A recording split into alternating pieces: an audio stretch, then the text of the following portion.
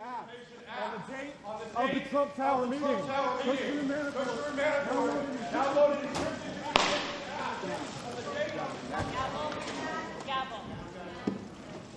Gavel.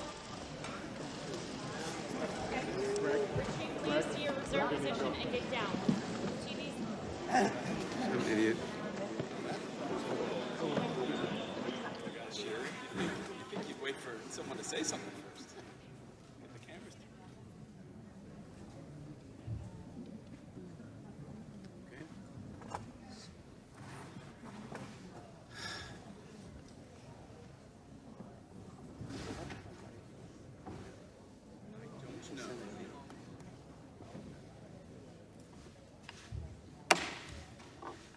The Judiciary Committee will come to order. Without objection, the Chair is authorized to declare recesses of the committee at any time. We welcome everyone to today's hearing on oversight of the report on the investigation into Russian interference in the 2016 presidential election. I will now recognize myself for a brief opening statement. Director Mueller, thank you for being here. I want to say just a few words about our themes today: responsibility, integrity, and accountability. Your career, for example, is a model of responsibility. You are a decorated Marine officer. You were awarded a Purple Heart and the Bronze Star for Valor in Vietnam.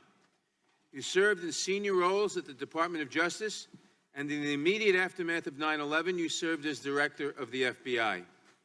2 years ago, you returned to public service to lead the investigation into Russian interference in the 2016 elections. You conducted that investigation with remarkable integrity. For 22 months, you never commented in public about your work, even when you were subjected to repeated and grossly unfair personal attacks. Instead, your indictments spoke for you, and in astonishing detail. Over the course of your investigation, you obtained criminal indictments against 37 people and entities. You secured the conviction of President Trump's campaign chairman, his deputy campaign manager, his national security advisor, and his personal lawyer, among others. In the Paul Manafort case alone, you recovered as much as $42 million, so that the cost of your investigation to the taxpayers approaches zero. And in your report, you offer the country accountability as well. In Volume 1, you find that the Russian government attacked our 2016 elections, quote, in a sweeping and systematic fashion, and that the attacks were designed to benefit the Trump campaign. Volume 2 walks us through 10 separate incidents of possible obstruction of justice, where, in your words, President Trump attempted to exert undue influence over your investigation. The president's behavior included, and I quote from your report, quote, public attacks on the investigation, non-public efforts to control it, and efforts in both public and private to encourage witnesses not to cooperate, close quote.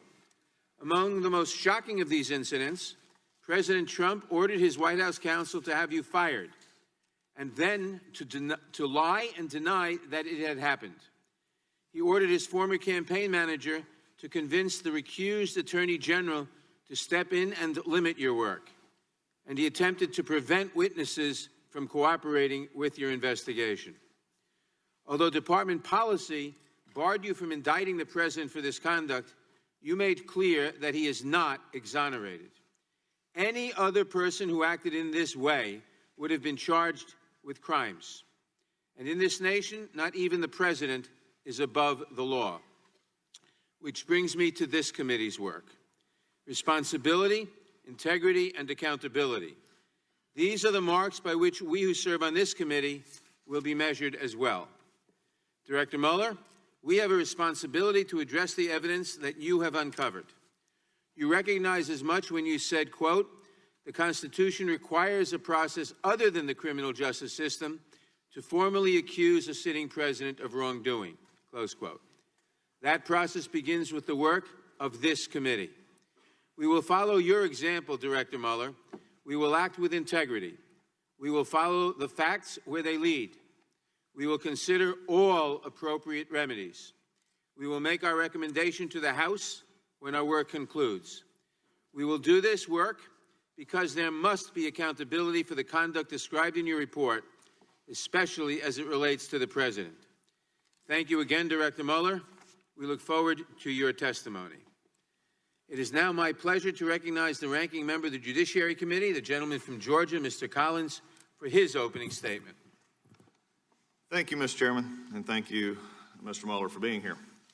For 2 years leading up to the release of the Mueller report, and in the 3 months since, Americans were first told what to expect and then what to believe. Collusion, we were told, was in plain sight, even if the special counsel's team didn't find it. When Mr. Mueller produced his report and Attorney General Barr provided it to every American, we read no American conspired with Russia to interfere in our elections, but learned the depths of Russia's malice toward America. We are here to ask serious questions about Mr. Mueller's work, and we will do that. After an extended, unhampered investigation, today marks an end to Mr. Mueller's involvement in an investigation that closed in April. The burden of proof for accusations that remain unproven is extremely high, and especially in light of the special counsel's thoroughness. We are told this investigation began as an inquiry into whether Russia meddled in our 2016 election. Mr. Mueller, you concluded they did. Russians accessed Democrat servers and disseminated sensitive information by tricking campaign insiders into revealing protected information. The investigation also reviewed whether Donald Trump, the president, sought Russian assistance as a candidate to win the presidency. Mr. Mueller concluded he did not. His family or advisors did not. In fact, the report concludes no one in the president's campaign colluded, collaborated, or conspired with the Russians. The president watched the public narrative surrounding this investigation, assume his guilt while he knew the extent of his innocence. Volume 2 of Mr. Mueller's report details the president's reaction to a frustrating investigation where his innocence was established early on. The president's attitude toward the investigation was understandably negative, yet the president did not use his authority to close the investigation. He asked his lawyer if Mr. Mueller had conflicts that disqualified Mr. Mueller from the job, but he did not shut down the investigation. The president knew he was innocent.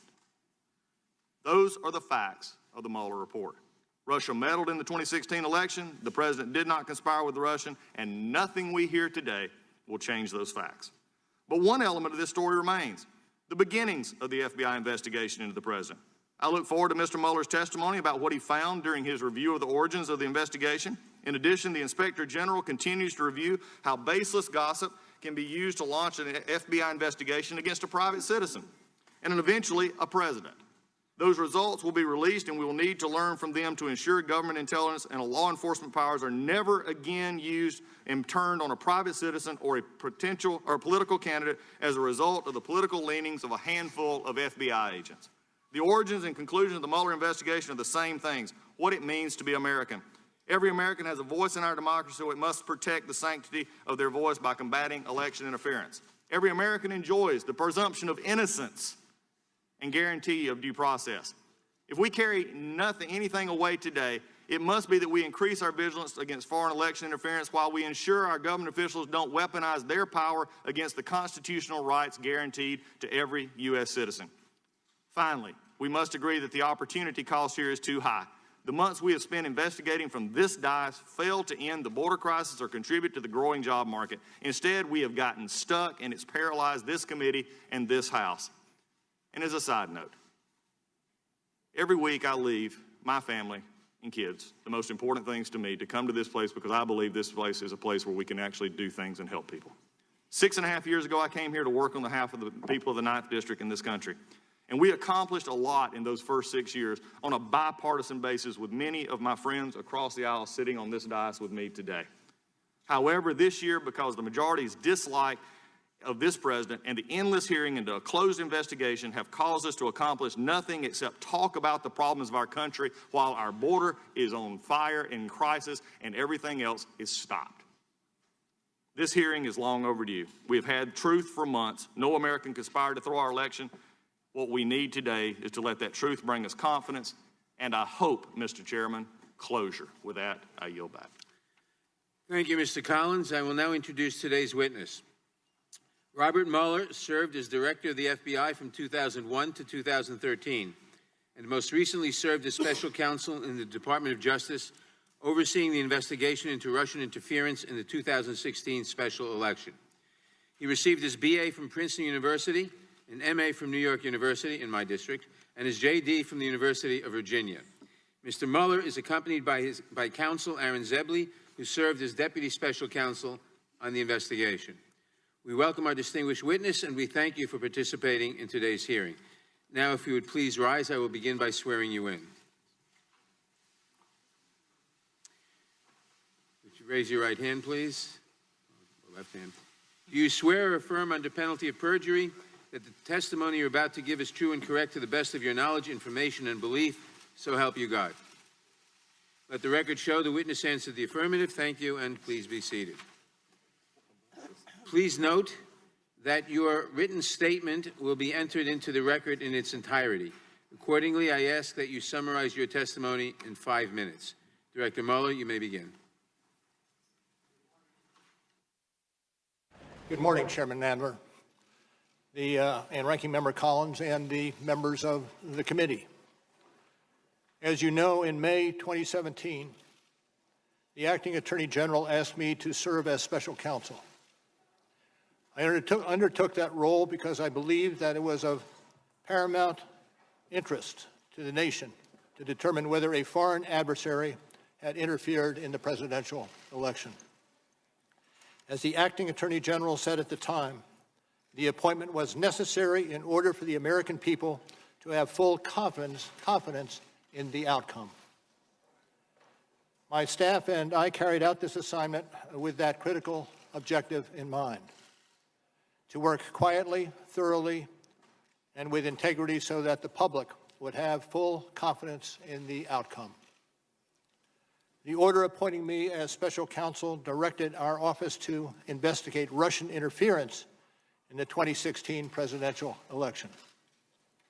This included investigating any links or coordination between the Russian government and individuals associated with the Trump campaign. It also included investigating efforts to interfere with or obstruct our investigation. Throughout the investigation, I continually stressed two things to the team that we had assembled. First, we needed to do our work as thoroughly as possible and as expeditiously as possible.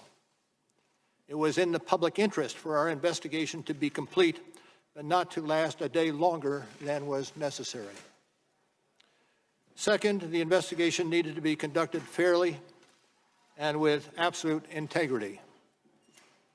Our team would not leak or take other actions that could compromise the integrity of our work.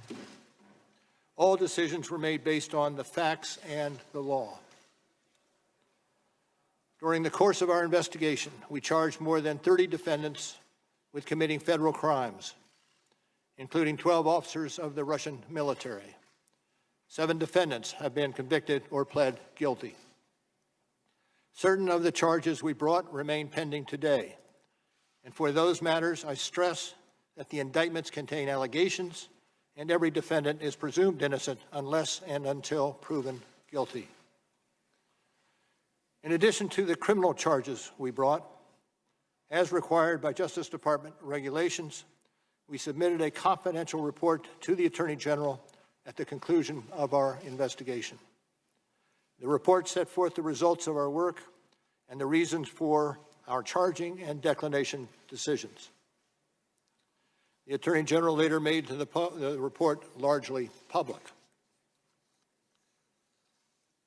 As you know, I made a few limited remarks about our report when we closed the Special Counsel's office in May of this year. But there are certain points that bear emphasis. First, our investigation found that the Russian government interfered in our election in sweeping and systematic fashion. Second, the investigation did not establish that members of the Trump campaign conspired with the Russian government in its election interference activities. We did not address collusion, which is not a legal term. Rather, we focused on whether the evidence was sufficient to charge any member of the campaign with taking part in a criminal conspiracy, and it was not. Third, our investigation of efforts to obstruct the investigation and lie to investigators was of critical importance. Obstruction of justice strikes at the core of the government's effort to find the truth and to hold wrongdoers accountable. Finally, as described in Volume 2 of our report, we investigated a series of actions by the President towards the investigation. Based on Justice Department policy and principles of fairness, we decided we would not make a determination as to whether the President committed a crime. That was our decision then, and it remains our decision today. Let me say a further word about my appearance today. It is unusual for a prosecutor to testify about a criminal investigation. And given my role as a prosecutor, there are reasons why my testimony will necessarily be limited. First, public testimony could affect several ongoing matters. In some of these matters, court rules or judicial orders limit the disclosure of information to protect the fairness of the proceedings. And consistent with long-standing Justice Department policy, it would be inappropriate for me to comment in any way that could affect an ongoing matter. Second, the Justice Department has asserted privileges concerning investigative information and decisions, ongoing matters within the Justice Department, and deliberations within our office. These are Justice Department privileges that I will respect. The Department has released a letter discussing the restrictions on my testimony. I therefore will not be able to answer questions about certain areas that I know are of public interest. For example, I am unable to address questions about the initial opening of the FBI's Russia investigation, which occurred months before my appointment, or matters related to the so-called Steele dossier. These matters are subject of ongoing review by the Department. Any questions on these topics should therefore be directed to the FBI or the Justice Department. As I explained when we closed the Special Counsel's office in May, our report contains our findings and analysis and the reasons for the decisions we made. We conducted an extensive investigation over 2 years. In writing the report, we stated the results of our investigation with precision. We scrutinized every word. I do not intend to summarize or describe the results of our work in a different way in the course of my testimony today. And as I said on May 29th, the report is my testimony, and I will stay within that text. And as I stated in May, I will not comment on the actions of the Attorney General or of Congress. I was appointed as a prosecutor, and I intend to adhere to that role and to the Department standards that govern it. I'll be joined today by Deputy Special Counsel Aaron Zebley. Mr. Zebley has extensive experience as a federal prosecutor and at the FBI, where he served as my Chief of Staff. And Mr. Zebley was responsible for the day-to-day oversight of the investigations conducted by our office. Now, I also want to again say thank you to the attorneys, the FBI agents, the analysts, the professional staff who helped us conduct this investigation in a fair and independent manner. These individuals who spent nearly 2 years of working on this matter were of the highest integrity. And let me say one more thing. Over the course of my career, I have seen a number of challenges to our democracy. The Russian government's effort to interfere in our election is among the most serious. And as I said on May 29th, this deserves the attention of every American. Thank you, Mr. Chairman. Thank you. We will now proceed under the 5-minute rule with questions. I will begin by recognizing myself for 5 minutes. Director Mueller, the President has repeatedly claimed that your report found there was no obstruction and that it completely and totally exonerated him. But that is not what your report said, is it?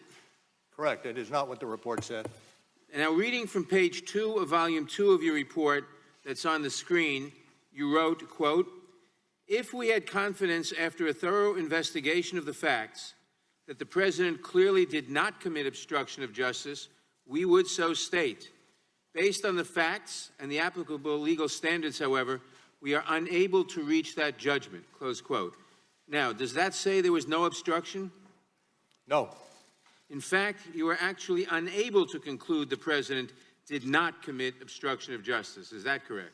Well, we, at the outset, determined that we, when it came to the President's culpability, we needed to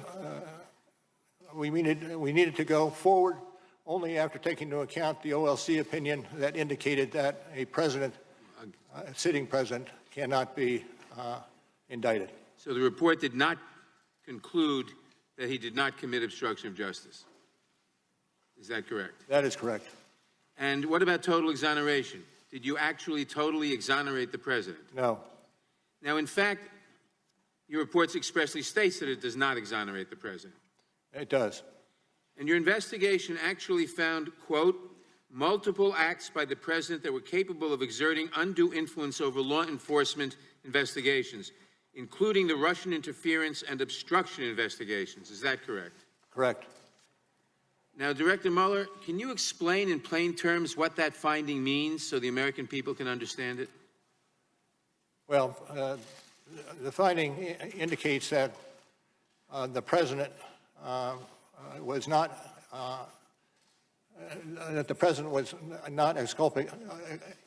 exculpated for the acts that he allegedly committed. In fact, you were talking about incidents, quote, in which the President sought to use his official power outside of usual channels, unquote, to exert undue influence over your investigations. Is that right? That's correct. Now, am I correct that on page 7 of volume 2 of your report, you wrote, quote, the President became aware that his own conduct was being investigated in an obstruction of justice inquiry. At that point, the President engaged in a second phase of conduct involving public attacks on the investigation, non-public efforts to control it, and efforts in both public and private to encourage witnesses not to cooperate with the investigation, close quote. So President Trump's efforts to exert undue influence over your investigation intensified after the President became aware that he personally was being investigated? I stick with the language that you have in front of you, Which okay. Comes from page 7, volume 2. Now, is it correct that if you concluded that the President committed the crime of obstruction, you could not publicly state that in your report or here today? Can you repeat the question, sir? Is it correct that if you had concluded that the President committed the crime of obstruction, you could not publicly state that in your report or here today? Well, I would say the statement would be that you would not indict, and you would not indict because under the OLC opinion, a sitting president, excuse me, cannot be indicted, be unconstitutional. So you could not state that because of the OLC opinion, if that would have been your conclusion? OLC opinion was some guide, yes.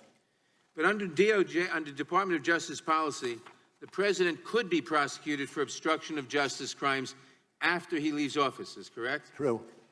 Thank you. Did any senior White House official refuse a request to be interviewed by you and your team? I don't believe so. The President? Well, let me take that back. I would have to look at it, but I'm not certain that that was the case.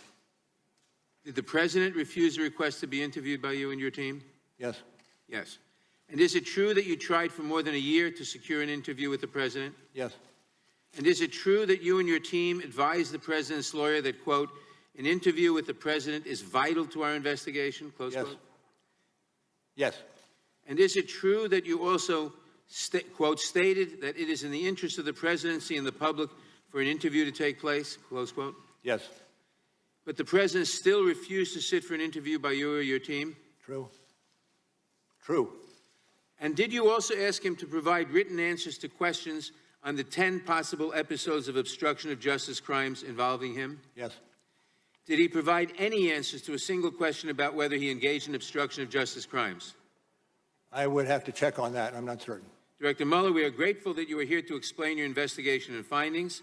Having reviewed your work, I believe anyone else who would engage in the conduct described in your report would have been criminally prosecuted. Your work is vitally important to this committee and the American people because no one is above the law.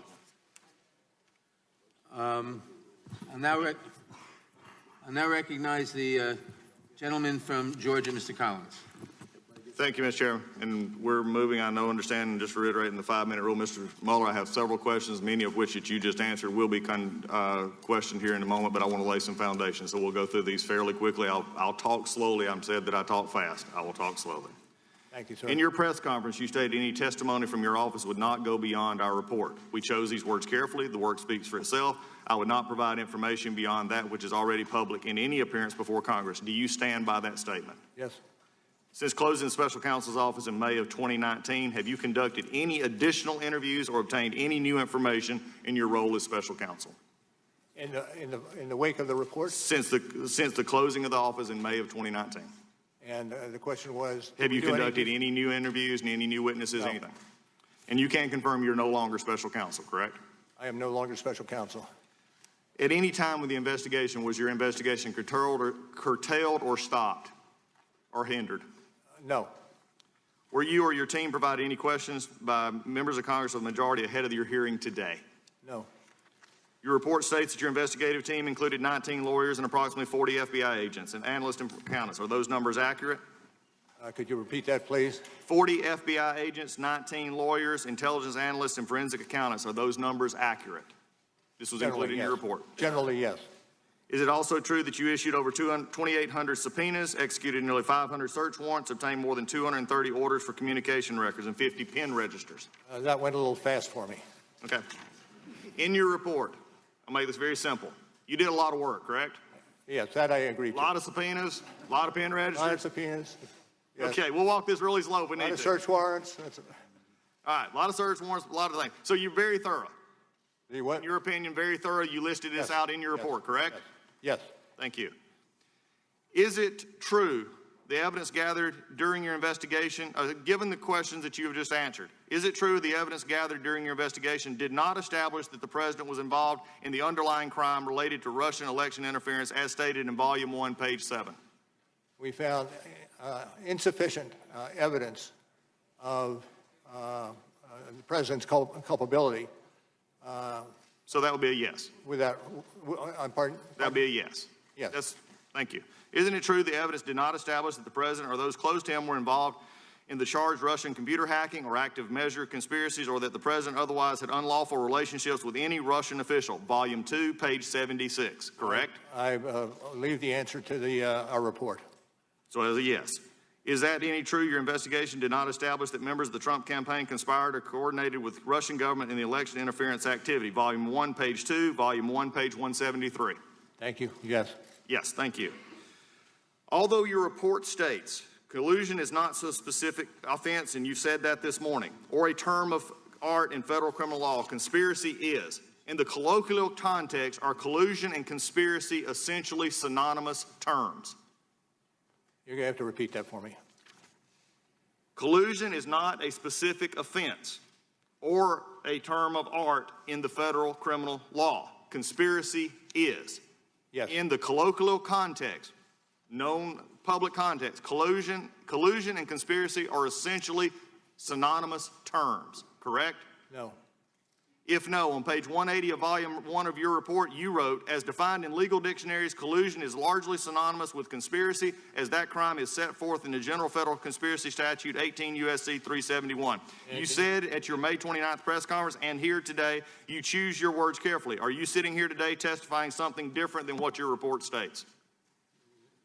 Well, what I'm asking is if you can give me the citation, I can look at the citation and evaluate whether it is accurate. Okay, let me just be clarified. You stated that you would stay within the report. I just stated your report back to you. And you said that collusion and conspiracy were not synonymous terms. That was your answer, was no. That's correct. In that, page 180 of volume 1 of your report, it says, as defined in legal dictionaries, collusion is largely synonymous with conspiracy, as that crime is set forth in General Conspiracy Statute 18 U.S.C. 371. Now, you said you chose your words carefully. Are you contradicting your report right now? Not when I read it. So you would change your answer to yes then? No. If you look at the language. I'm reading your report, sir. It's a yes or no answer. Page 180? Page 180, volume 1. Okay. This was from your report. Correct. And I leave it with the report. So the report says, yes, they are synonymous. Yes. Hopefully, for finally, out of your own report, we can put to bed the collusion and conspiracy. One last question as we're going through. Did you ever look into other countries investigated in the Russian interference into our election? Were other countries investigated or found knowledge that they had interference in our election? I'm not going to discuss other matters. That I yield back. Gentleman yields back. The gentlelady from California. Director Mueller, as you've heard from the chairman, we're mostly going to talk about obstruction of justice today, but the investigation of Russia's attack that started your investigation is why evidence of possible obstruction is serious. To what extent did the Russian government interfere in the 2016 presidential election? Could you repeat that, ma'am? To what extent did the Russian government interfere in the 2016 presidential election? Well, particularly when it came to computer crimes and the like, the government was implicated. So you wrote in Volume 1 that the Russian government interfered in the 2016 presidential election in sweeping and systematic fashion. You also described in your report that the then Trump campaign chairman, Paul Manafort, shared with a Russian operative, Kalimnik, the campaign strategy for winning Democratic votes in Midwestern states and internal polling data of the campaign. Isn't that correct? Correct. They also discussed the status of the Trump campaign and Manafort's strategy for winning Democratic votes in Midwestern states. Months before that meeting, Manafort had caused internal data to be shared with Kalimnik, and the sharing continued for some period of time after their August meeting. Isn't that correct? Accurate. In fact, your investigation found that Manafort briefed Kalimnik on the state of the Trump campaign and Manafort's plan to win the election, and that briefing encompassed the campaign's messaging, its internal polling data. It also included discussion of battleground states, which Manafort identified as Michigan, Wisconsin, Pennsylvania, and Minnesota. Isn't that correct? That's correct. Did your investigation determine who requested the polling data to be shared with Kalimnik? Well, I would direct you to the report and adopt what we have in the report with regard to that particular issue. We don't have the redacted version. That's maybe another reason why we should get that for Volume 1. Based on your investigation, how could the Russian government have used this campaign polling data to further its sweeping and systematic interference in the 2016 presidential election? That's a little bit out of our path. Fair enough. Did your investigation find that the Russian government perceived it would benefit from one of the candidates winning?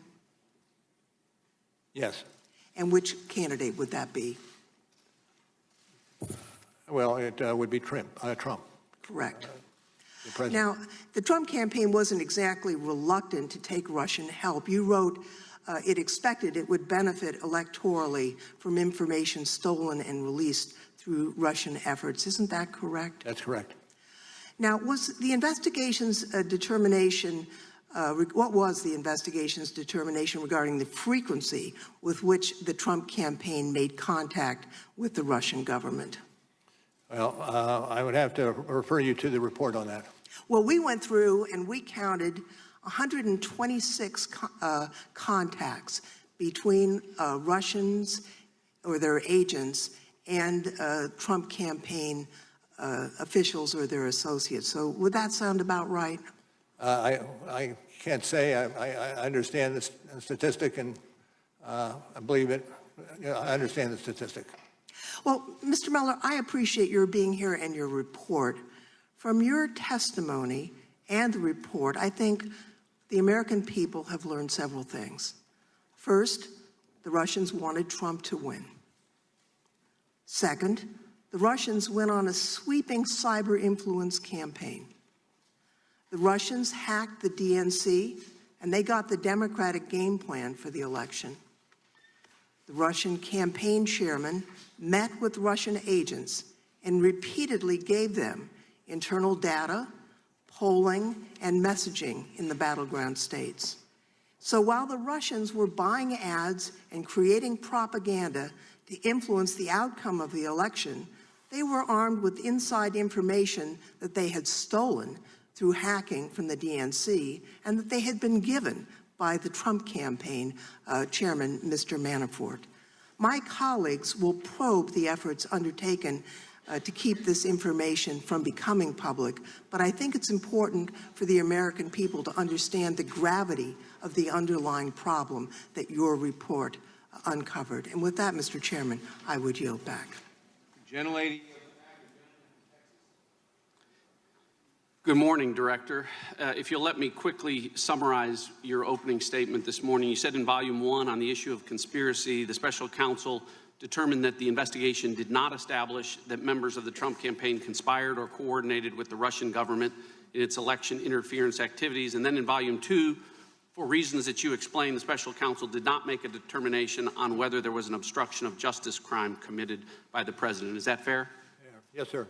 All right. Now, in explaining that special counsel did not make what you called a traditional prosecution or declination decision, the report on the bottom of page 2 of Volume 2 reads as follows.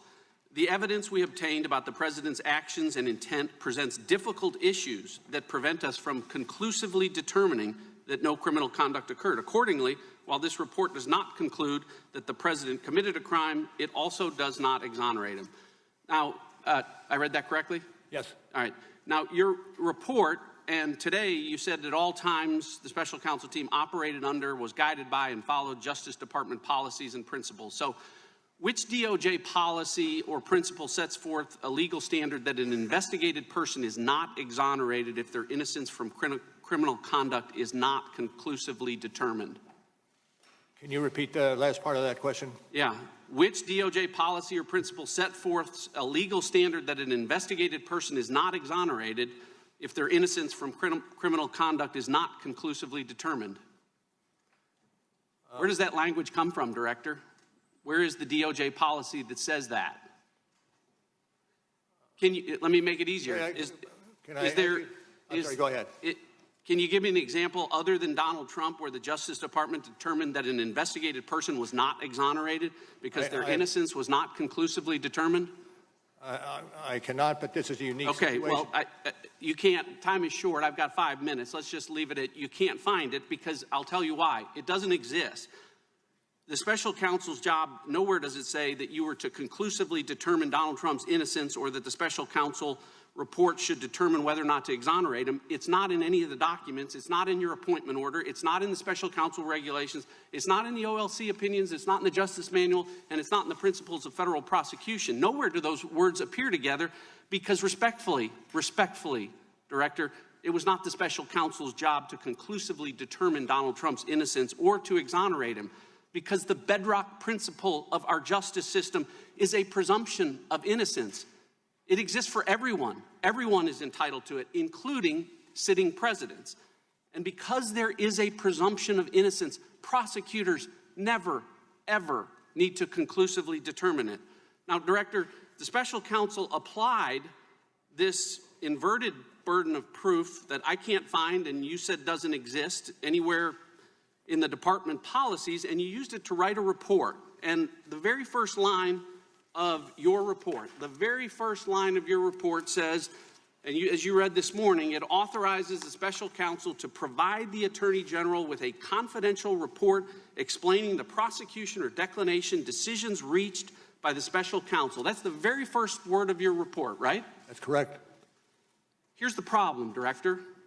The special counsel didn't do that.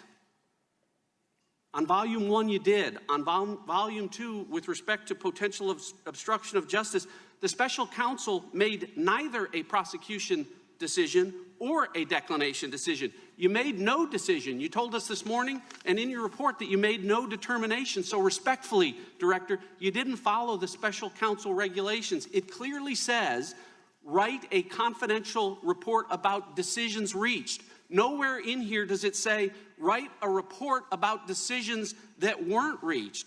You wrote 180 pages about decisions that weren't reached, about potential crimes that weren't charged or decided. And respectfully, by doing that, you managed to violate every principle and the most sacred of traditions about prosecutors not offering extra prosecutorial analysis about potential crimes that aren't charged. So Americans need to know this as they listen to the Democrats and socialists on the other side of the aisle as they do dramatic readings from this report, that volume 2 of this report was not authorized under the law to be written.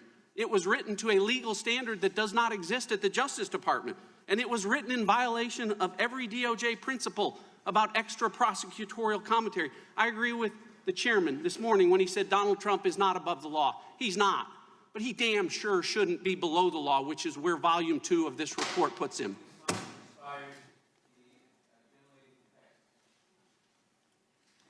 Thank you, Mr. Chairman. Director Mueller, good morning. Your exchange with the gentlelady from California demonstrates what is at stake.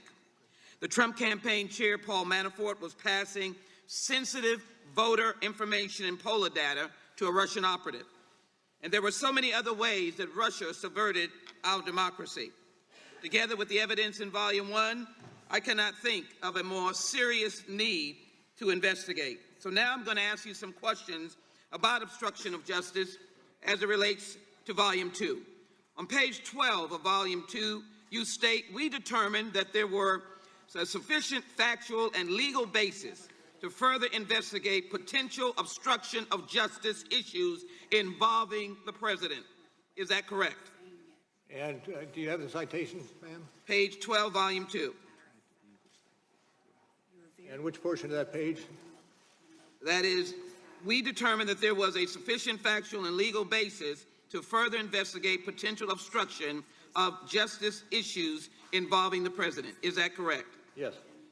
Your report also describes at least 10 separate instances of possible obstruction of justice that were investigated by you and your team. Is that correct? Yes.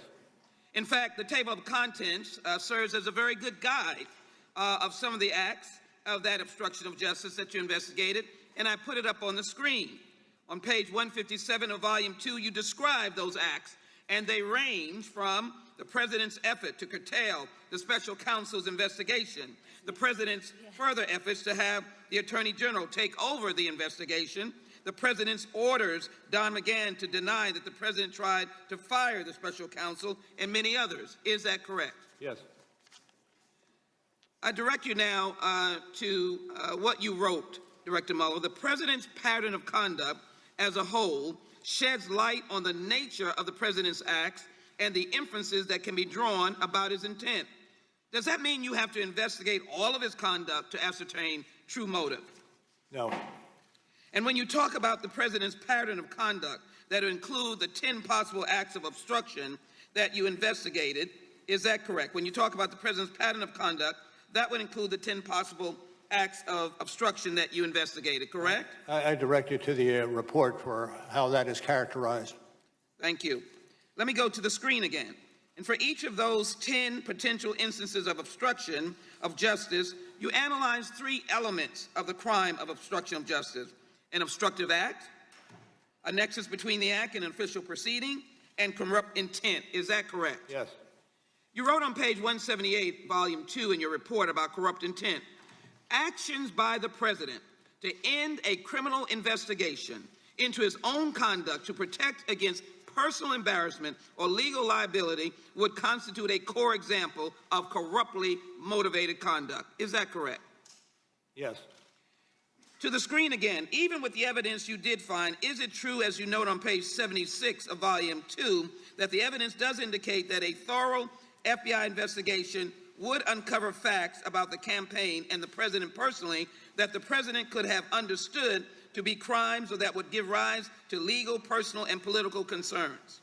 I rely on the language of the report. Is that relevant to potential obstruction of justice? Is that relevant to potential obstruction of justice? Yes. You further elaborate on page 157, obstruction of justice can be motivated by a desire to protect non-criminal personal interests, to protect against investigations where underlying criminal liability falls into a gray area, or to avoid personal embarrassment. Is that correct? Yes. I have on the screen. Is that correct on the screen? Can you repeat the question? And now that I have the language on the screen. Is it correct As you further elaborate, obstruction of justice can be motivated by a direct desire to protect non-criminal personal interests, to protect against investigations where underlying criminal liability falls into a gray area, or to avoid. Is that true? Yes. And is it true that the impact... Pardon? Can you read the last question? The last question was... I want to make certain I got it accurate. No, the last question was the language on the screen asking you if that's correct. Yes. Okay. Does a conviction of obstruction of justice result potentially in a lot of years of time in jail? Yes. Well, again, can you repeat the question just to make certain that I have it accurate? Does obstruction of justice warrant a lot of time in jail if you were convicted? Yes. And is The time of the gentlelady has expired. Gentleman from Wisconsin. Thank you very much, Mr. Chairman. Let me begin by reading the special counsel regulations by which you were appointed.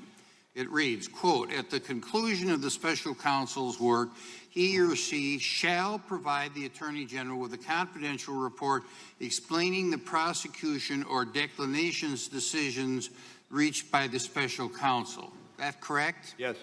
Okay. Now, when a regulation uses the word shall provide, does it mean that the individual is in fact obligated to provide what's being demanded by the regulation or statute, meaning you don't have any wiggle room, right? I'd have to look more closely at the statute. Well, I just read it to you. Okay. Now, volume 2, page 1, your report boldly states we determined not to make a traditional prosecutorial judgment. Is that correct? I'm trying to find that citation, Congressman. Director, could you speak more directly into the microphone, please? Yes. Thank you. Well, it's volume 2, page... Mr. Chairman, I'm sorry. Yes, volume 2, page 1, it said we determined not to make a traditional prosecutorial judgment. Yes. That's right in the beginning. Now, since you decided under the OLC opinion that you couldn't prosecute a sitting president, meaning President Trump, why did we have all of this investigation of President Trump that the other side is talking about when you knew that you weren't going to prosecute him? Well, you don't know where the investigation is going to lie, and the OLC opinion itself says that you can continue the investigation even though you are not going to indict the president. Okay, well, if you're not going to indict the president, then you just continue fishing, and that's my observation. You know, well, sure you. My time is limited. Sure, you can indict other people, but you can't indict the sitting president, right? That's true. Okay. Now, there are 182 pages in raw evidentiary material, including hundreds of references to 302, which are interviews by the FBI, for individuals who've never been cross-examined and which did not comply with the special counsel's governing regulation to explain the prosecution or declination decisions reached, correct? And where are you reading from on that? I'm reading from my question. Then could you repeat it? Okay. You have 182 pages of raw evidentiary material with hundreds of references to 302s who were never been cross-examined and which didn't comply with the governing regulation to explain the prosecution or declination decisions reached. This is one of those areas which I decline to discuss. Okay, then let... And would direct you to the report itself. Okay. Well, I looked at the 182 pages of it. You know, let me switch gears. Mr. Shabbat and I were on this committee during the Clinton impeachment. Now, while I recognize that the independent counsel statute under which Kenneth Starr operated is different from the special counsel statute, he, in a number of occasions in his report, stated that President Clinton's actions may have risen to impeachable conduct, recognizing that it is up to the House of Representatives to determine what conduct is impeachable. You never used the term raising to impeachable conduct for any of the 10 instances that the gentlewoman from Texas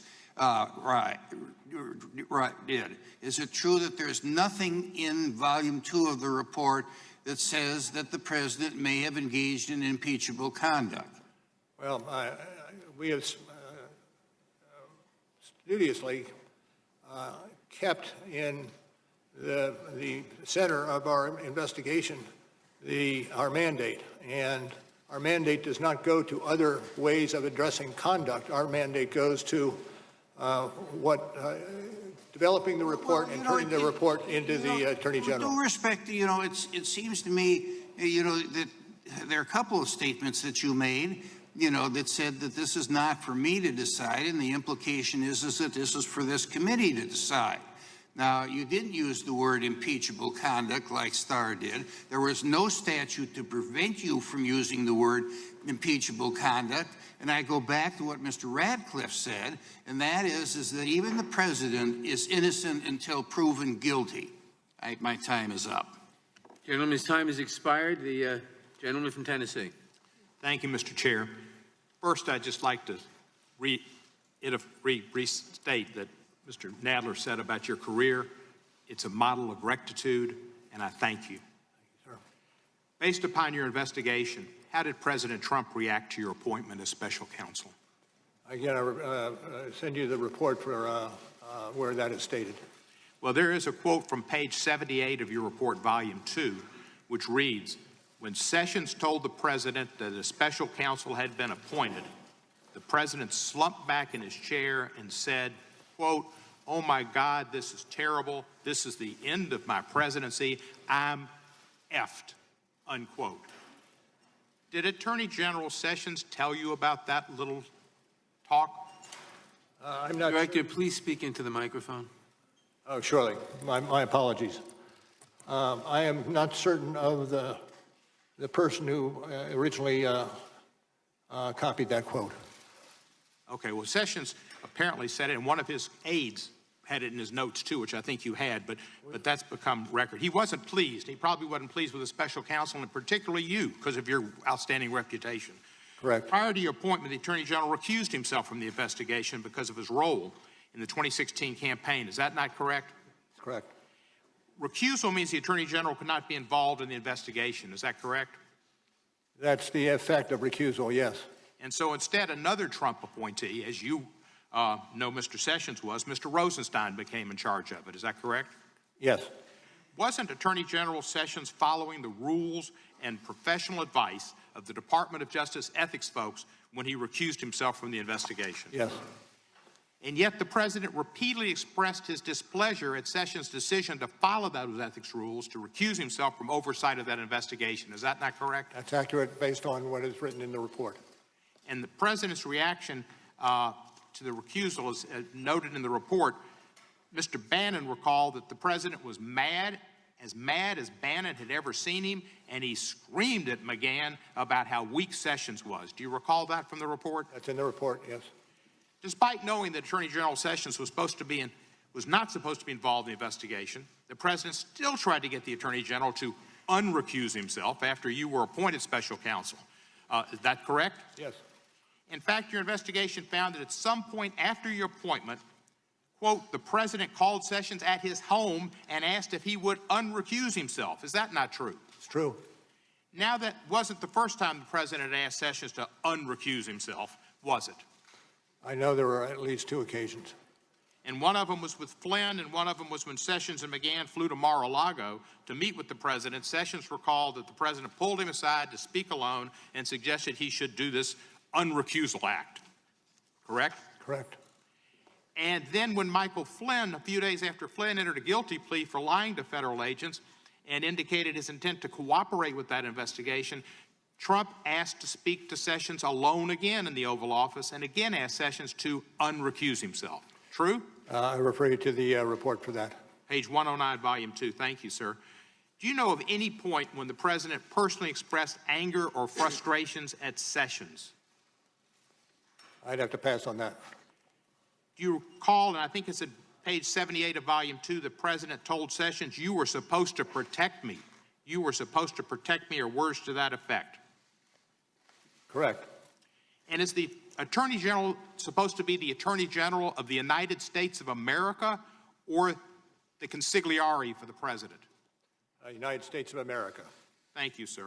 In fact, you wrote in your report that the President repeatedly sought to convince Sessions to unrecuse himself so Sessions could supervise the investigation in a way that would restrict its scope. Is that correct? I rely on the report. How could Sessions have restricted the scope of your investigation? Well, I'm not going to speculate. If he, quite obviously, if he took over or was Attorney General, he would have greater latitude in his actions that would enable him to do things that otherwise he could not. On page 113, you said the President believed that an unrecused Attorney General would play a protective role and could shield the President from the ongoing investigation. Regardless of all that, I want to thank you, Director Mueller, for your life of rectitude and service to our country. It's clear from your report and the evidence that the President wanted former Attorney General Sessions to violate the Justice Department ethics rules by taking over your investigation and improperly interfering with it to protect himself and his campaign. Your findings are so important because in America, nobody is above the law. I yield back the balance of my time. Thank the gentleman for yielding back. The gentleman from Ohio. Thank you. Director Mueller, my Democratic colleagues were very disappointed in your report. They were expecting you to say something along the lines of, here's why President Trump deserves to be impeached, much as Ken Starr did relative to President Clinton back about 20 years ago. Well, you didn't. So their strategy had to change. Now they allege that there's plenty of evidence in your report to impeach the president, but the American people just didn't read it. And this hearing today is their last best hope to build up some sort of groundswell across America to impeach President Trump. That's what this is really all about today. Now, a few questions. On page 103 of Volume 2 of your report, when discussing the June 2016 Trump Tower meeting, you reference, quote, the firm that produced the Steele reporting, unquote. The name of that firm was Fusion GPS. Is that correct? And you're on page 103? 103, that's correct, Volume 2. When you talk about the firm that produced the Steele reporting, the name of the firm that produced that was Fusion GPS. Is that correct? Well, I'm not familiar with that. And let me just help you. It's not a trick question. Right? It was Fusion GPS. Now, Fusion GPS produced the opposition research document widely known as the Steele dossier, and the owner of Fusion GPA was someone named Glenn Simpson. Are you familiar with? This is outside my purview. Okay. Glenn Simpson was never mentioned in the 448-page Mueller report, was he? Well, as I say, it's outside my purview, and it's being handled in the department by others. Okay. Well, he was not.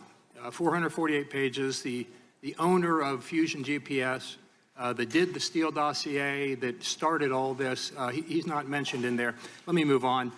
At the same time, Fusion GPS was working to collect opposition research on Donald Trump from foreign sources on behalf of the Clinton campaign and the Democratic National Committee. It also was representing a Russian-based company, Prevezon, which had been sanctioned by the U.S. government. Are you aware of that? It's outside my purview. Okay, thank you. One of the key players I'll go to something different. One of the key players in the June 2016 Trump Tower meeting was Natalia Vizhnetska, who you described in your report as a Russian attorney who advocated for the repeal of the Magnitsky Act.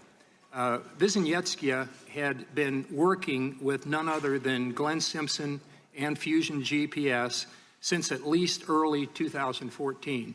Are you aware of that? Outside my purview. Thank you. But you didn't mention that or her connections to Glenn Simpson and Fusion GPS in your report at all. Let me move on. Now, NBC News has reported the following.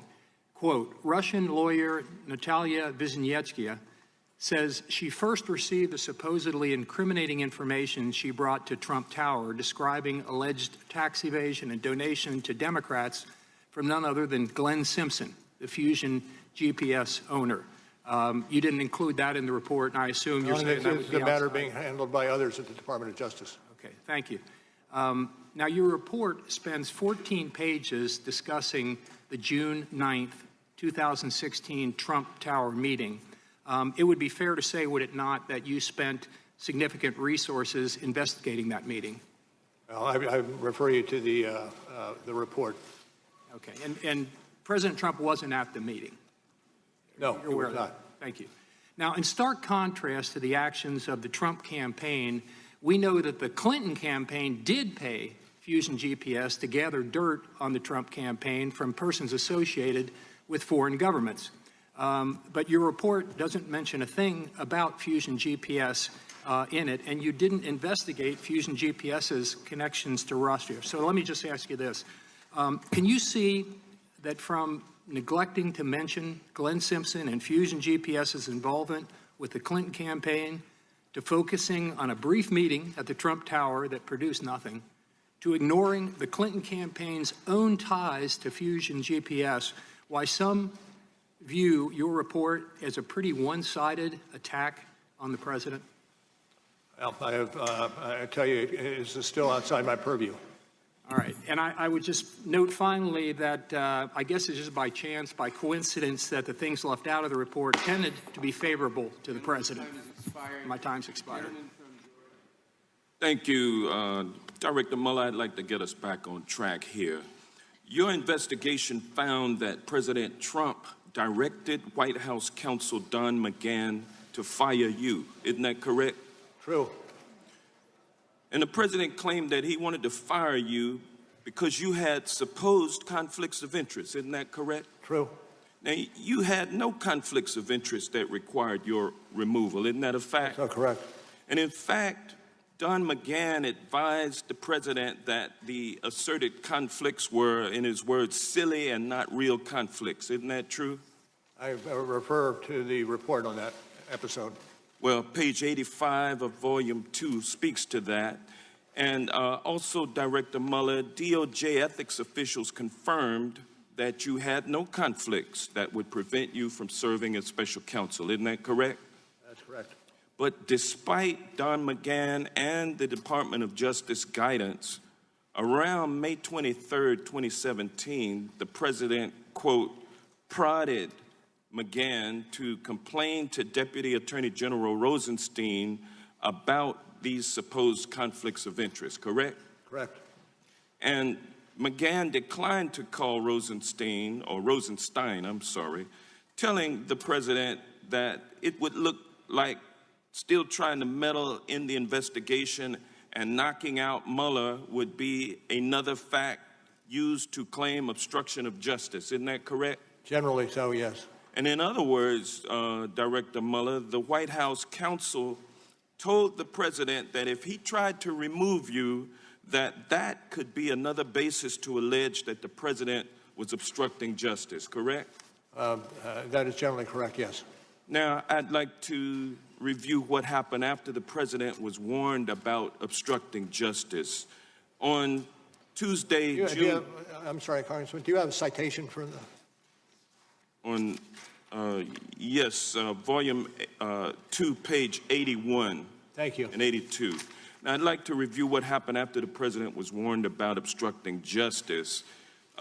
It's true that on Tuesday, June 13th, 2017, the president dictated a press statement stating he had, quote, no intention of firing you, correct? Correct. But the following day, June 14th, the media reported for the first time that you were investigating the president for obstructing of justice, correct? Correct. And then, after learning for the first time that he was under investigation, the very next day, the president, quote, issued a series of tweets acknowledging the existence of the obstruction investigation and criticizing it. Isn't that correct? Generally so. And then, on Saturday, June 17th, 2 days later, the president called Don McGahn at home from Camp David on a Saturday to talk about you. Isn't that correct? Correct. What was the significant about that first weekend phone call that Don McGahn took from President Trump? I'm going to ask you to rely on what we wrote about those incidents. Well, you wrote in your report that on at page 85, volume 2, that on Saturday, June 17, 2017, the president called McGahn at home to have the special counsel removed. Now, did the president call Don McGahn more than once that day? Well, I gave... I think it was 2 calls. Sorry about that. On page 85 of your report, you wrote, quote, on the first call, McGahn recalled that the president said something like, quote, you got to do this, you got to call Rod, correct? Correct. And your investigation and report found that Don McGahn was perturbed, to use your words, by the president's request to call Rod Rosenstein to fire him. Isn't that correct? Well, there was a continuous colloquy.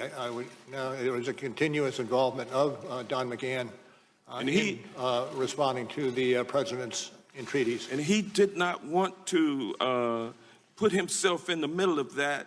He did not want to have a role in asking the Attorney General to fire the special counsel, correct? Well, I would, again, refer you to the report and the way it is characterized in the report. Thank you. At volume 2, page 85, it states that he didn't want to have the Attorney General, he didn't want to have a role in trying to fire the Attorney General. So at this point, I will yield back. Thank you, Mr. Chairman. Mr. Mueller, well, first, let me ask a unanimous consent, Mr. Chairman, to submit this article, Robert Mueller Unmasked, for the record. Without objection. Now, Mr. Mueller, who wrote the 9-minute comments you read at your May 29th press conference? I'm not going to get into that. Okay, so that's what I thought. You didn't write it. A 2013 puff piece in the Washingtonian about Comey said basically when Comey called, you drop everything you were doing. It gave examples. You're having dinner with your wife and daughter. Comey calls, you drop everything and go. The article quoted Comey as saying, if a train were coming down the track, and I quote, at least Bob Mueller will be standing on the tracks with me. You and James Comey have been good friends or were good friends for many years, correct? We were business associates. We both started off in the Justice Department about the You were same good time. friends. You can work together and not be friends, but you and Comey were friends. We were friends. That's my question. Thank you for getting to the answer. Now, before you were appointed as special counsel, had you talked to James Comey in the preceding 6 months? No. When you were appointed as special counsel, was President Trump's firing of Comey something you anticipated investigating, potentially obstruction of justice? I'm not going to get into that. That's internal deliberations in the Justice Department. Actually, it goes to your credibility, and maybe you've been away from the courtroom for a while. Credibility is always relevant. It's always material, and that goes for you, too. You're a witness before us. Let me ask you, when you talked to President Trump the day before he appointed you, or you were appointed as special counsel, you were talking to him about FBI director position again. Did he mention the firing of James Comey? Not as a candidate. I was asked. Did he mention the firing of James Comey in your discussion with him? Cannot remember. Pardon? Cannot remember. Don't believe so, but I'm not going to be specific. You don't remember. But if he did, you could have been a fact witness as to the president's comments and state of mind on firing James Comey. I suppose that's possible. Yeah. So most prosecutors want to make sure there's no appearance of impropriety. But in your case, you hired a bunch of people that did not like the president. Let me ask you, when did you first learn of Peter Strzok's animus toward Donald Trump? In the summer of 2017. You didn't know before he was hired? I'm sorry? You didn't know before he was hired for your team? Know what? Peter Strzok hated Trump. Okay. You didn't know that before he was made part of your team. Is that what you're saying? I did not know that. All right. When did you first learn? When he did find out, I acted swiftly to have him reassigned elsewhere in the FBI. Well, there's some discussion about how swift that was, but when did you learn of the ongoing affair he was having with Lisa Page? About the same time I learned from Strzok. Did you ever order anybody to investigate the deletion of all of their texts off of their government phones? Once we found that Peter Strzok was an author of... Did you ever May I finish? order... Well, you're not answering my question. Did you order an investigation into the deletion and reformatting of their government phones? No, there was an IG investigation ongoing. Well, listen, regarding collusion or conspiracy, you didn't find evidence of any agreement, I'm quoting you, among the Trump campaign officials and any Russia-linked individuals to interfere with our U.S. election, correct? Correct. So you also note in the report that an element of any of those obstructions you referenced requires a corrupt state of mind, correct? Corrupt intent, correct. Right. And if somebody knows they did not conspire with anybody from Russia to affect the election, and they see the big Justice Department with people that hate that person coming after them, and then a special counsel appointed who hires dozen or more people that hate that person, and he knows he's innocent. He's not corruptly acting in order to see that justice is done. What he's doing is not obstructing justice. He is pursuing justice, and the fact that you ran it out 2 years means you perpetuated injustice. I take your Gentleman's question. time has expired. The witness may answer the question. I take your question. The gentleman from Florida.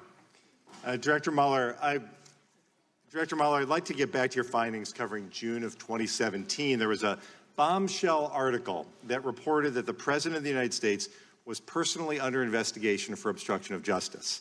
And you said in your report on page 90, volume 2, and I quote, "News of the obstruction investigation prompted the President to call McGahn and seek to have the special counsel removed," close quote. And then in your report, you wrote about multiple calls from the President to White House counsel Don McGahn. And regarding the second call, you wrote, and I quote, "McGahn recalled that the President was more direct, saying something like, 'Call Rod.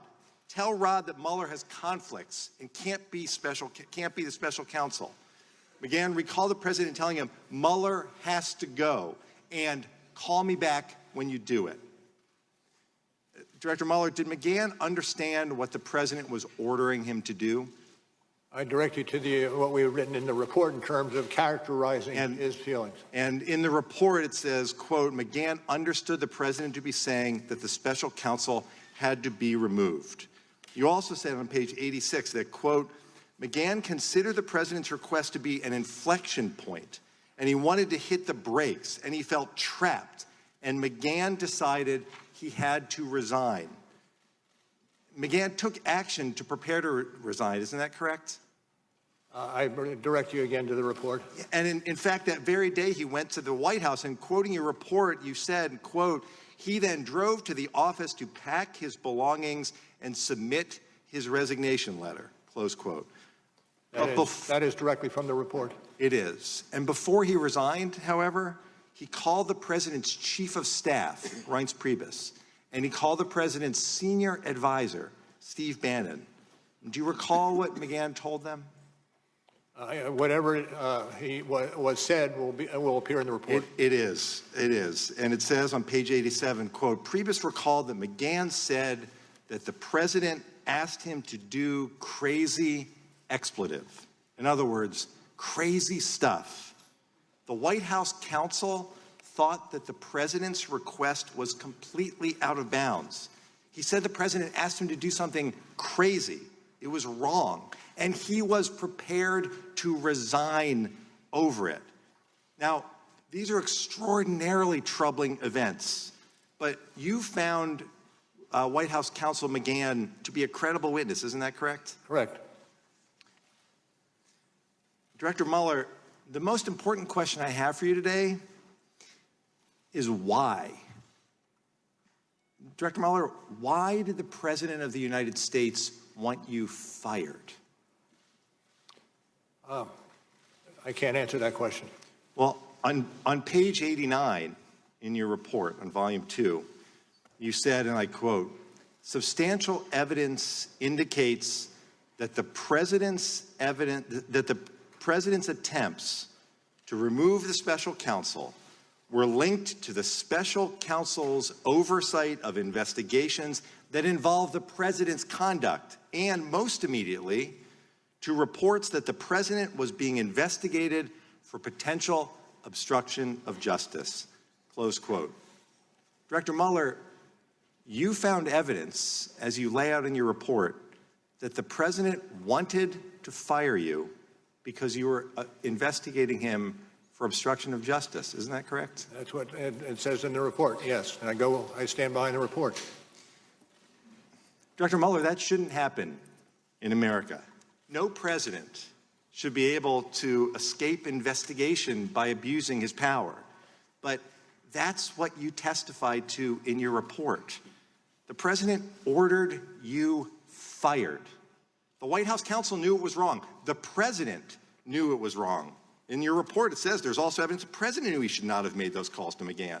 But the President did it anyway. He did it anyway. Anyone else who blatantly interfered with a criminal investigation like yours would be arrested and indicted on charges of obstruction of justice. Director Mueller, you determined that you were barred from indicting a sitting president. We've already talked about that today. That is exactly why this committee must hold the President accountable. I yield back. The gentleman yields back. The gentlelady from Alabama. Director Mueller, you just said in response to two different lines of questionings that you would refer, as it relates to this firing discussion, that I would refer you to the report and the way it was characterized in the report.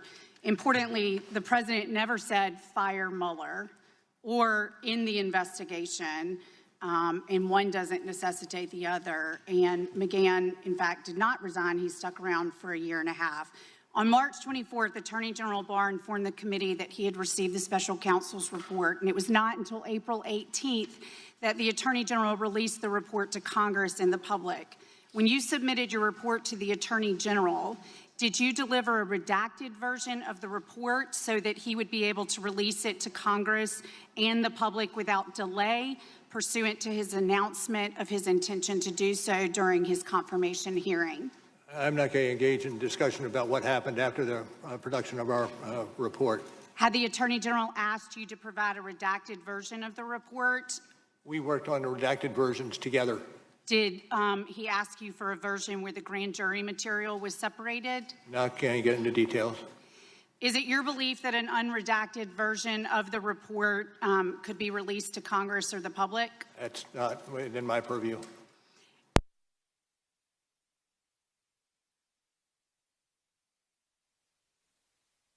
Rule 6E material. Why did you not take a similar action so Congress could view this material? We had a process that we were operating on with the Attorney General's office. Are you aware of any Attorney General going to court to receive similar permission to unredact 6E material? I'm not aware of that being done. The Attorney General released the special counsel's report with minimal redactions to the public and an even lesser redacted version to Congress. Did you write the report with the expectation that it would be released publicly? No, we did not have an expectation. We wrote the report understanding that it was demanded by the statute and would go to the Attorney General for further review. And pursuant to the special counsel regulations, who is the only party that must receive the charging decision resulting from the special counsel's investigation? With regard to the President or generally? No, generally. Attorney General? At Attorney General Barr's confirmation hearing, he made it clear that he intended to release your report to the public. Do you remember how much of your report had been written at that point? Do not. Were there significant changes in tone or substance of the report made after the announcement that the report would be made available to Congress and the public? I can't get into that. During the Senate testimony of Attorney General William Barr, Senator Kamala Harris asked Mr. Barr if he had looked at all the underlying evidence that the special counsel's team had gathered. He stated that he had not. So I'm going to ask you, did you personally review all of the underlying evidence gathered in your investigation? Well, to the extent that it came through the special counsel's office, yes.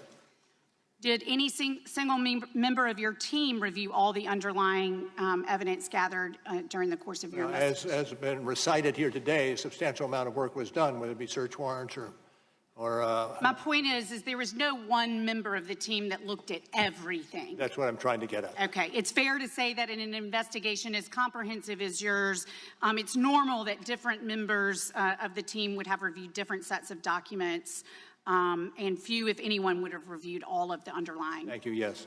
How many of the approximately 500 interviews conducted by the special conference did you attend personally? Very few. On March 27, 2019, you wrote a letter to the Attorney General essentially complaining about the media coverage of your report. You wrote, and I quote, "The summary letter the department sent to Congress and released to the public late in the afternoon of March 24 did not fully capture the context, nature, and substance of this office work and conclusions. We communicated that concern to the department on the morning of March 25th. There is now public confusion about critical aspects of the result of our investigation." Who wrote that March 27th letter? Well, I can't get into who wrote it, the internal deliberation. But you signed it. What I will say is the letter stands for itself. Okay. Why did you write a formal letter since you had already called the Attorney General to express those concerns? I can't get into that, internal deliberations. Did you authorize the letters released to the media, or was it leaked? I have no knowledge on either. Well, you went nearly 2 years without a leak. Why was this letter leaked? I can't get into it. Was this letter written and leaked for the express purpose of attempting to change the narrative about the conclusions of your report? And was anything in Attorney General Barr's letter referred to as principal conclusions inaccurate? The time of the gentlelady has expired. Can you answer the question, please? And the question is? Yes, you may answer the question. Was anything in Attorney General Barr's letter referred to as the principal conclusions letter dated March 24th inaccurate? Well, I am not going to get into that. Time of the gentlelady has expired. The gentlelady from California. Thank you, Mr. Chair. Director Mueller, as you know, we are focusing on 5 obstruction episodes today. I would like to ask you about the second of those 5 obstruction episodes. It is in the section of your report, beginning on page 113 of Volume 2, entitled, quote, "The President orders McGahn to deny that the President tried to fire the special counsel," end quote. On January 25th, 2018, the New York Times reported that, quote, "The President had ordered McGahn to have the Department of Justice fire you." Is that correct? Correct. And that story related to the events you already testified about here today. The President's calls to McGahn to have you removed, correct? Correct. After the news broke, did the President go on TV and deny the story? Do not know. In fact, the President said, quote, "Fake news, folks, fake news, a typical New York Times fake story," end quote, correct? Correct. But your investigation actually found substantial evidence that McGahn was ordered by the President to fire you, correct? Yes. Did the President's personal lawyer do something the following day in response to that news report? I'd refer you to the coverage of this in the report. On page 114, quote, "On January 26, 2018, the President's personal counsel called McGahn's attorney and said that the President wanted McGahn to put out a statement denying that he had been asked to fire the special counsel," end quote. Did McGahn do what the President asked? I refer you to the report. Communicating through his personal attorney, McGahn refused because he said, quote, "that the Times story was accurate in reporting that the President wanted the special counsel removed." Isn't that right? I believe it is, but I refer you again to the report. Okay, so Mr. McGahn, through his personal attorney, told the President that he was not going to lie. Is that right? True. Did the President drop the issue? I refer to the write-up of this in the report. Okay, next, the president told the White House staff secretary, Rob Porter, to try to pressure McCann to make a false denial. Is that correct? That's correct. What did he actually direct Porter to do? And I would send you back to the report. Okay, well, on page 113, it says, quote, the president then directed Porter to tell McCann to create a record to make it clear that the president never directed McCann to fire you, end quote. Is that correct? That is, as it's stated in the report. And you found, quote, the president said he wanted McCann to write a letter to the file for our records, correct? Correct. And to be clear, the president is asking his White House counsel, Don McCann, to create a record that McCann believed to be untrue while you were in the midst of investigating the president for obstruction of justice, correct? Generally correct. And Mr. McCann was an important witness in that investigation, wasn't he? I'd have to say yes. Did the president tell Porter to threaten McCann if he didn't create the written denial? I'd refer you to the write-up of it in the report. In fact, didn't the president say, quote, and this is on page 116, if he doesn't write a letter, then maybe I'll have to get rid of him, end quote? Yes. Did Porter deliver that threat? I again refer you to the discussion that's found on page 115. Okay, but the president still didn't give up, did he? So the president told McCann directly to deny that the president told him to have you fired. Can you tell me exactly what happened? I can't beyond what's in the report. Well, on page 116, it says the president met him in the Oval Office. Quote, the president began the Oval Office meeting by telling McCann that the New York Times story didn't look good and McCann needed to correct it. Is that correct? Correct. So, as it's written in the report, yes. The president asked McCann whether he would do a correction, and McCann said no. Correct? That's accurate. Well, Mr. Mueller, thank you for your investigation uncovering this very disturbing evidence. My friend, Mr. Richmond, will have additional questions on the subject. However, it is clear to me, if anyone else had ordered a witness to create a false record and cover up acts that are subject of a law enforcement investigation, that person would be facing criminal charges. I yield back my time. The gentlelady yields back. The gentleman from Ohio. Director, the FBI interviewed Joseph Mifsud on February 10th, 2017. In that interview, Mr. Mifsud lied. You point this out on page 193, volume 1. Mifsud denied. Mifsud also falsely stated. In addition, Mifsud omitted. 3 times he lied to the FBI, yet you didn't charge him with the crime. Excuse me, did you say one? I'm sorry, did you say 193? Volume 1, 193. He lied 3 times. You pointed out in the report. Why didn't you charge him with the crime? I can't get into internal deliberations with regard who would or would not be charge a lot of other people for making a false statement. Let's remember this. Let's remember this. In 2016, the FBI did something they probably haven't done before. They spied on 2 American citizens associated with a presidential campaign, George Papadopoulos and Carter Page. With Carter Page, they went to the FISA court. They used the now famous dossier as part of the reason they were able to get the warrant and spy on Carter Page for a better part of a year.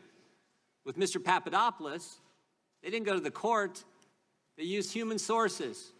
All kinds of, from about the moment Papadopoulos joins the Trump campaign, you got all these people all around the world starting to swirl around him. Names like Halper, Downer, Mifsud, Thompson, meeting in Rome, London, all kinds of places. The FBI even sent a lady posing as somebody else, went by the name Azra Turk, even dispatched her to London to spy on Mr. Papadopoulos. In one of these meetings, Mr. Papadopoulos is talking to a foreign diplomat, and he tells the diplomat, Russians have dirt on Clinton. That diplomat then contacts the FBI, and the FBI opens an investigation based on that fact. You point this out on page 1 of the report. July 31st, 2016, they open the investigation based on that piece of information. Diplomat tells Papadopoulos, Russians have dirt, Papadopoulos tells the diplomat, Russians have dirt on Clinton. Diplomat tells the FBI. What I'm wondering is, who told Papadopoulos? How'd he find out? I can't get into the evidentiary Yes, you can, because you wrote about it. You gave us the answer. Page 192 of the report, you tell us who told him. Joseph Mifsud. Joseph Mifsud's a guy who told Papadopoulos, the mysterious professor who lives in Rome and London, teaches in 2 different universities. This is the guy who told Papadopoulos. He's the guy who starts it all. And when the FBI interviews him, he lies 3 times, and yet you don't charge him with a crime. You charge Rick Gates for false statements. You charge Paul Manafort for false statements. You charge Michael Cohen with false statements. You charge Michael Flynn, a 3-star general, with false statements. But the guy who puts the country through this whole saga, starts it all for 3 years we've lived this now, he lies, and you guys don't charge him. And I'm curious as to why. Well, I can't get into it, and it's obvious, I think, that we can't get into charging decisions. When the FBI interviewed him in February, FBI interviews him in February. When the special counsel's office interviewed Mifsud, did he lie to you guys too? Can't get into that. Did you interview Mifsud? Can't get into that.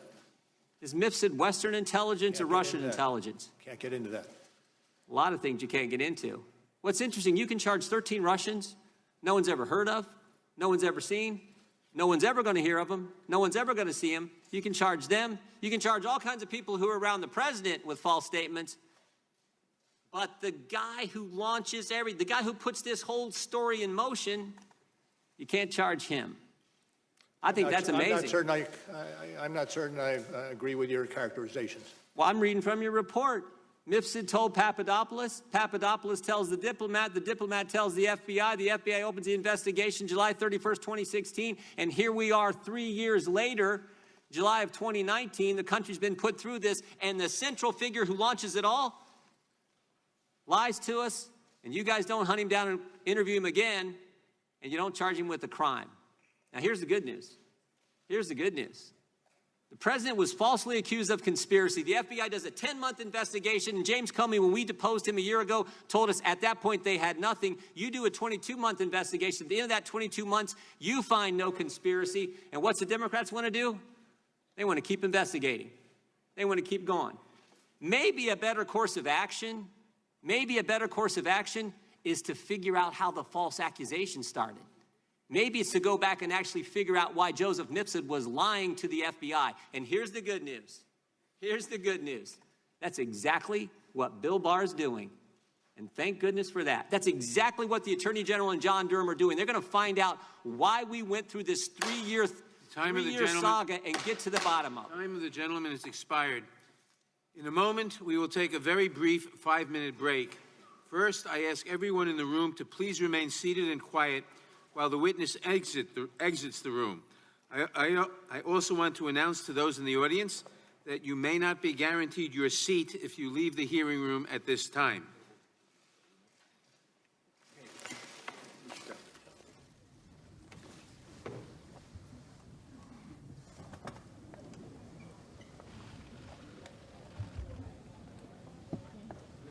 This time, we will take a very short recess.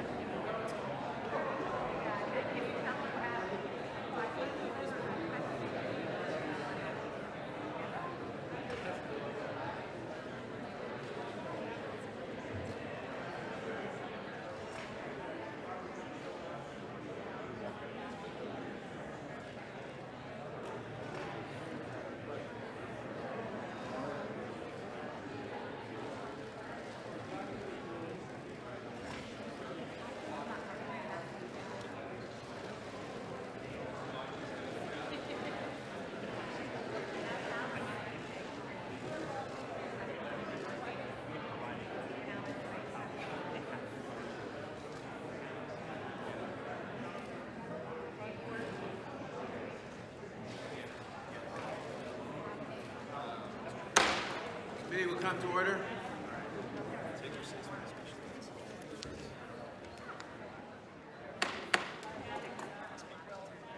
People will please take their seats before the special counsel returns.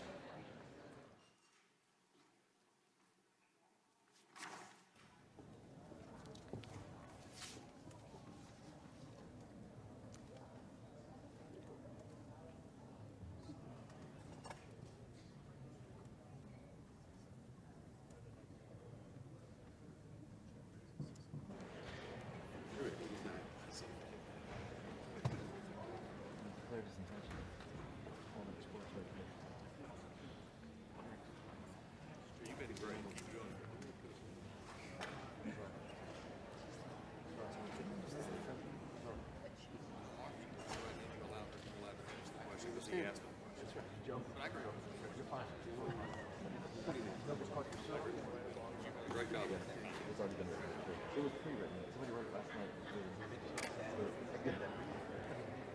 Yep.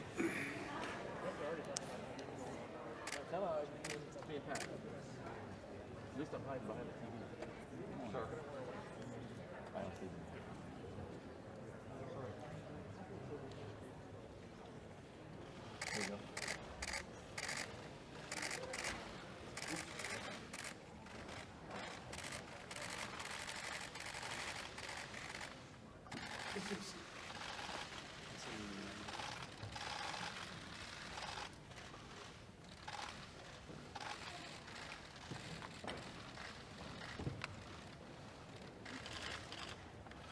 gentleman from Louisiana, Mr. Richmond.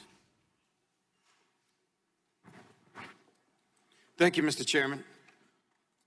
Mr. Mueller, Congressman Deutsch addressed Trump's request to McGahn to fire you. Representative Bass talked about the president's request of McGahn to deny the fact that the president made that request. So I want to pick up where they left off, and I want to pick up with the president's personal lawyer. In fact, there was evidence that the president's personal lawyer was alarmed at the prospect of the president meeting with Mr. McGahn to discuss Mr. McGahn's refusal to deny the New York Times report about the president trying to fire you, correct? Correct.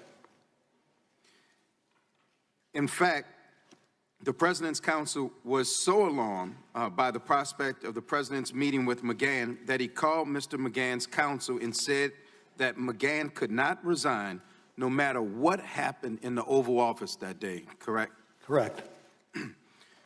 So it's accurate to say that the president knew that he was asking McGahn to deny facts that McGahn, quote, had repeatedly said were accurate, unquote. Isn't that right? Correct. Your investigation also found, quote, by the time of the Oval Office meeting with the president was aware, one, that McGahn did not think the story was false, two, did not want to issue a statement or create a written record denying facts that McGahn believed to be true. The president nevertheless persisted and asked McGahn to repudiate facts that McGahn had repeatedly said were accurate. Isn't that correct? Generally true. I believe that's on page 119. Thank you. In other words, the president was trying to force McGahn to say something that McGahn did not believe to be true. That's accurate. I want to reference you to a slide, and it's on page 120. And it says, substantial evidence indicates that in repeatedly urging McGahn to dispute that he was ordered to have the special counsel terminated, the president acted for the purpose of influencing McGahn's account in order to deflect or prevent further scrutiny of the president's conduct towards the investigation. It's accurate. Can you explain what you meant there? I'm just going to leave it in, as it appears in the report. So it's fair to say the president tried to protect himself by asking staff to falsify records relevant to an ongoing investigation. I would say that's generally a summary. Would you say that that action, the president tried to hamper the investigation by asking staff to falsify records relevant to your investigation? I'm just going to refer you to the report, if I could, for review of that episode. Thank you. Also, the president's attempt to get McGahn to create a false written record were related to Mr. Trump's concerns about your obstruction of justice inquiry, correct? I believe that to be true. In fact, at that same Oval Office meeting, did the president also ask McGahn why he had told, quote, why he had told special counsel's office investigators that the president told him to have you removed, unquote? And what was the question, sir, if I might? Let me go to the next one. The president, quote, criticized McGahn for telling your office about the June 17, 2017 events when he told McGahn to have you removed, correct? Correct. In other words, the president was criticizing his White House counsel for telling law enforcement officials what he believed to be the truth. I again go back to the text of the report. Well, let me go a little bit further. Would it have been a crime if Mr. McGahn had lied to you about the president ordering him to fire you? I don't want to speculate. Okay. Is it true that you charged multiple people associated with the president for lying to you during your investigation? That is accurate. The president also complained that his staff were taking notes during the meeting about firing McGahn. Is that correct? That's what the report says. Yeah, the report.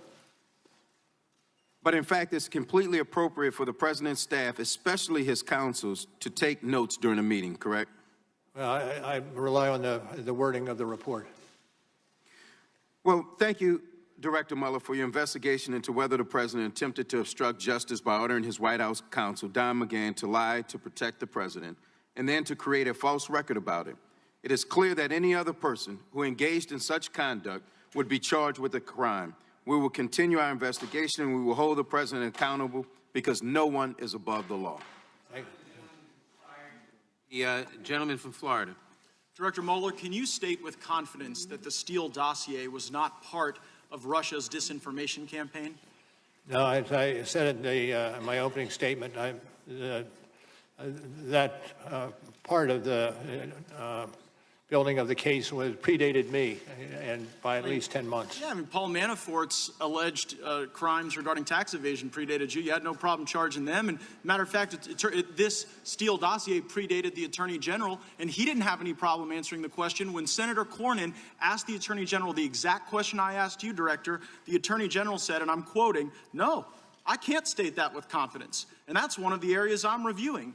I'm concerned about it, and I don't think it's entirely speculative. Now, if something is not entirely speculative, then it must have some factual basis, but you identify no factual basis regarding the dossier or the possibility that it was part of the Russia disinformation campaign. Now, Christopher Steele's reporting is referenced in your report.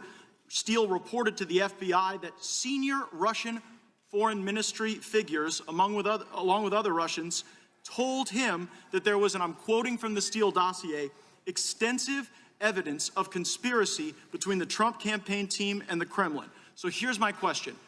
Did Russians really tell that to Christopher Steele, or did he just make it all up and was he lying to the FBI? Let me back up a second, if I could, and say, as I said earlier, with regard to the Steele, that's beyond my purview.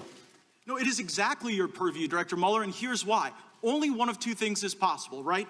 Either Steele made this whole thing up and there were never any Russians telling him of this vast criminal conspiracy that you didn't find, or Russians lied to Steele. Now, if Russians were lying to Steele to undermine our confidence in our duly elected president, that would seem to be precisely your purview, because you stated in your opening that the organizing principle was to fully and thoroughly investigate Russia's interference. But you weren't interested in whether or not Russians were interfering through Christopher Steele. And if Steele was lying, then you should have charged him with lying like you charged a variety of other people, but you say nothing about this in your report. Well, sir. Meanwhile, Director, you're quite loquacious on other topics. You write 3,500 words about the June 9 meeting between the Trump campaign and Russian lawyer Veselnitskaya. You write on page 103 of your report that the president's legal team suggested, and I'm quoting from your report, that the meeting might have been a setup by individuals working with the firm that produced the Steele reporting. So I'm going to ask you a very easy question, Director Mueller.